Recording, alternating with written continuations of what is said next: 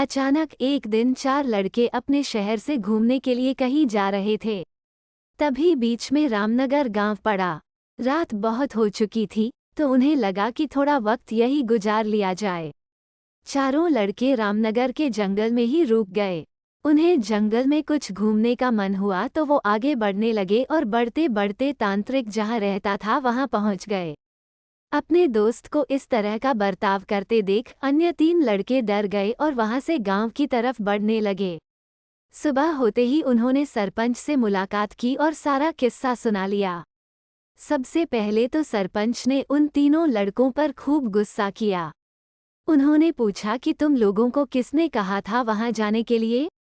सरपंच को गुस्सा करते देख लड़कों ने कहा कि आप हमें माफ कर दीजिए, लेकिन हमें अपने दोस्त को बचाना है।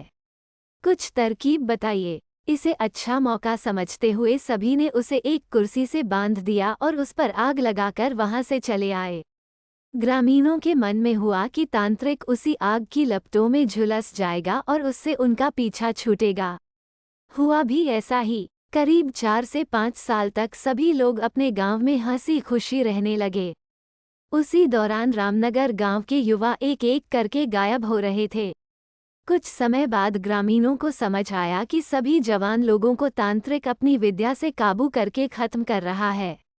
इस बात से परेशान होकर सभी ग्रामीणों ने चर्चा की और यह फैसला लिया कि वो सब मिलकर तांत्रिक को मार देंगे।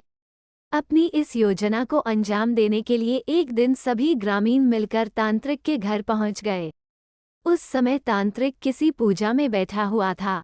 तभी उन तीनों लड़कों ने तांत्रिक की उस कुर्सी पर आग लगा दी। कुर्सी पर आग लगते ही तांत्रिक उनके दोस्त के शरीर को छोड़कर चला गया। कहानी से सीख, जीवन में हर काम सोच समझकर करना चाहिए। साथ ही दूसरों की सलाह पर अच्छे से काम किया जाए तो समस्या से मुक्ति मिल सकती है।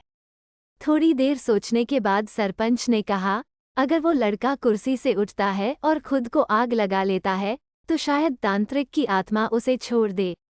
सरपंच ने ये बात कही ही थी कि जिस लड़के पर तांत्रिक का भूत घुसा था वो कुर्सी के साथ उड़ता हुआ गांव पहुंच गया। पूरे घर में मकड़ी के जाल लगे हुए थे। तभी एक लड़के को आधी जली हुई कुर्सी नजर आई और वो बिना कुछ सोचे समझे उस पर बैठ गया। बैठते ही उसके अंदर तांत्रिक की आत्मा घुस गई। अब लड़का जोर जोर से चिल्लाकर कहने लगा कि अब मैं सबसे बदला लूंगा। पूरे गांव में आग लगाकर सबको जला दूंगा। सालों पहले रामनगर गांव के पास के घने जंगल में राजू नामक तांत्रिक रहता था। उसे अपनी विद्या और ज्ञान पर खूब घमंड था। उसका कहना था कि वो चाहे तो सभी को अपने काबू में कर सकता है। साथ ही तंत्र विद्या की मदद से किसी को जान से मारने की कला भी उसे खूब आती थी।